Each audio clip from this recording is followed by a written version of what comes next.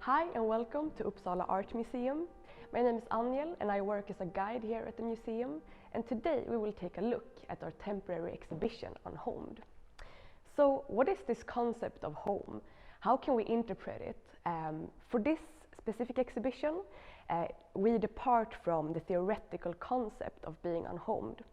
That was outlined by the post-colonial thinker Homi K. Bhabha. So what is this thing that we call our home? Is it a space? Is it a feeling of feeling home?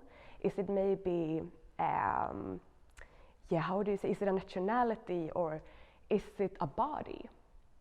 So in this exhibition we have 8 international artists that are all dealing with this theme. And today we will take a closer look at 4 of them. So let's begin and let's explore the notion of being unhomed in different artistic practices. So the first artist that we are going to take a closer look at is Shakuntala Kulkarni. And the piece that we see here in front of us is called Of Bodies, Armors and Cages. And it's already in the title that this piece, it's about the body, and especially the female or feminine body, that generally speaking is in need of maybe more protection and care. And Kulkarni, she works with this very specific material. So this armor is made out of cane, and cane, or while working with cane, you really need very specific knowledge and craft skills. So Kulkarni, she actually gathers different craftsmen in order to produce this. And it's not only the skills and knowledges that she gathers, also the inspirations for doing these armors are coming from different cultural expressions. We can see that there's some inspiration taken from military uniforms, Bollywood movies, and also hairstyles from the 60s, as we can see maybe in the shape of this helmet, for example. And yeah, so you can say that like this piece, it's divided in maybe 3 parts. So it's these armors, it's one part of the artwork, and then we also have performances. So Kulkarni is actually putting these armors on, and she creates different performances in public spaces. And we will take a closer look at the documentation of these performances, and I would say that that is the 3rd part of the work. So we have the art object, the performances itself, and also the documented performances that we will see now in one of the photographs. Come with.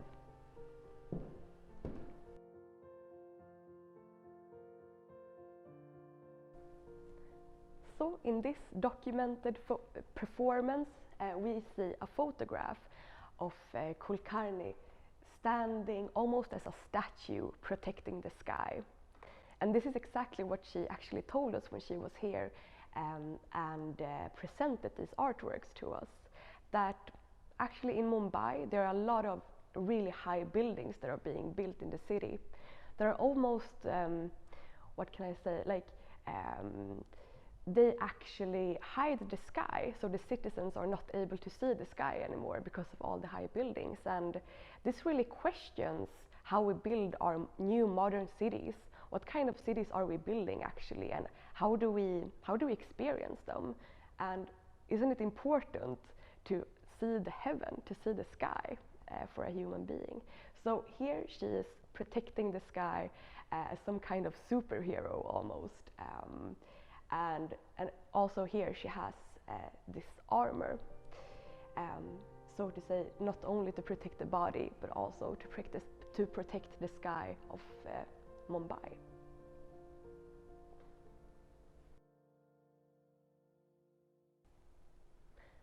So now I will present a work by Stockholm-based artist Lapsi Lam. And Lam is an emerging artist based in Stockholm, as I told you. And she has done this work to this exhibition that is called Beyond Between. And Lam is really exploring the notion of being unhomed through the Swedish Chinese restaurant. So she's also kind of studying her own family history, but also the Chinese restaurant as a deeply integrated part of the Swedish society. So it's a part of Swedish culture, but it's not really a part of Swedish culture. So it's really this like, it's in, but it's also out. It's on the inside, but also on the outside. And it's also a question of who is actually doing this kind of service-based work. Like, which people do we see overrepresented in different workplaces? That's also a fundamental question, the question about work and who is doing the work actually. But it's not only that. This piece, as we see, is a 3D milled bar counter from a Chinese restaurant. And as maybe we can associate this piece to maybe pagoda-style temple roofs. So here we can also like interpret it as something that is supposed to be real, a cultural interpretation, but it's also so obviously fake. So it's maybe like a copy of an aestheticization of a culture. So we both have this that is like obviously fake, maybe this like copy of the bar counter of a culture or something that we see as a culture, and we also have these original tiles that she's working with. So I read this piece as almost like a parody, a performative piece, that like culture gets created, how we aestheticize something is also created. And yeah, this work has so many layers, but it's really also like this in-betweenness that she's working with. What do we consider being part of a culture? Well, who knows, but it brings different thoughts and questions, I would say. So, and we will go to the next room and see the works of Nadia Kabelinka.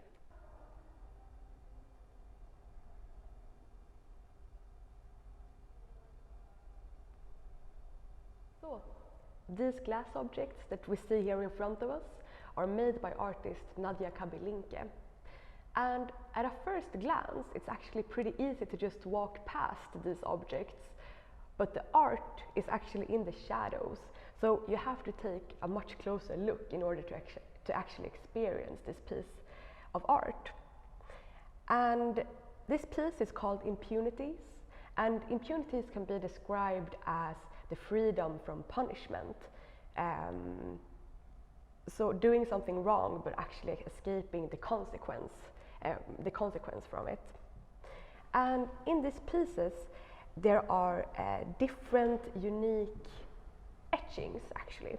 So in this piece, we can see something that looks like a wound, a bruise, or a scar of some sort. And these are actually etchings from the technical evidences that were being created in or as a result of domestic violence. So it's a pretty heavy theme that Nadia Kabelinka is working with. So these sentences, for example, are also taken from interviews from these victims of domestic violence. And it's interesting how she actually explores domestic violence in this way, because it's also something that maybe goes on behind closed doors, something that we don't see, that is taking shape in the shadows. So she's also actually, her artistic practice is a way to explore this shadow of violence, more or less. And also, like, what are we actually trying to hide?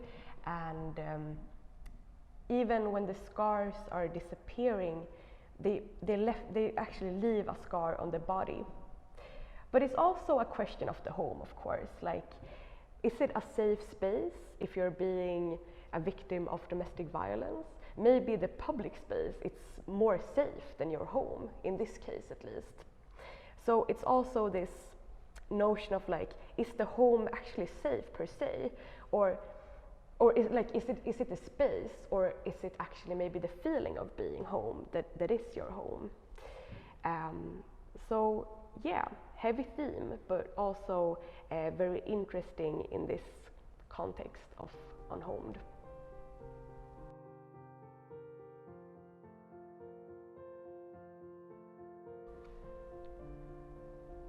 So this piece really questions what we consider to be our home. Is it a feeling of being home? Is it the space itself? And what happens when our home suddenly really feels unhomely, or maybe even dangerous, and where the public space is maybe more actually safe than our private home? So there's also this questioning, what is a home, right? So now we will take a look at our next artist, and it's Shilpa Gupta's work, When Words Come From Ears. And this art piece is really something that we experience. And yes, I say experience because it's really an embodied sensation to meet Shilpa Gupta's work. So you can follow me.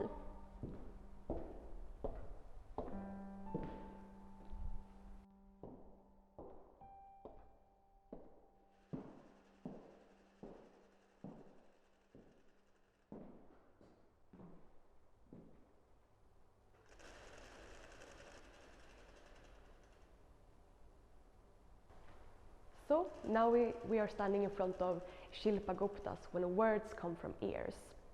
And this piece is fascinating in a way because you actually experience it before you see the art object itself.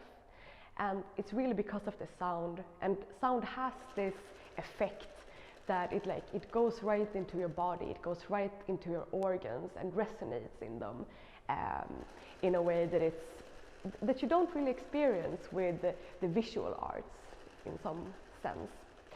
And then when you come to see the object, we see a motion flap board here in front of us that we usually see in transit halls, for example. But here, instead of seeing the arrivals and departures, Shilpa Gupta has actually changed this information for the travelers to a kind of poem, you can say. So it's a constant flow of words that goes on for 15 minutes. And the visitor, or the one who sees this work, really gets sucked into this art piece, because sometimes the words are swapped, sometimes you have to wait until a full sentence is being created. So it's a constant state of interpretation in this piece. And it's also what can I say, Gupta is really exploring the power of language, like how do we construct ourselves through language, and yeah, also what does it mean to have this object in this transit hall, like where are we going, where are we coming from, what is our destination, and what is the freedom of movement actually. So these are different topics that she deals with in different ways.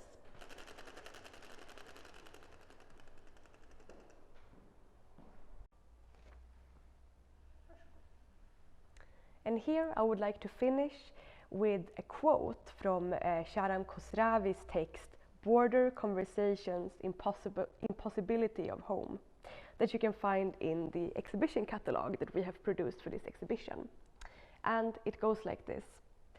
To survive borders, to resist becoming a border, we should reject the primary idea borders are constructed upon, namely the notion of a home.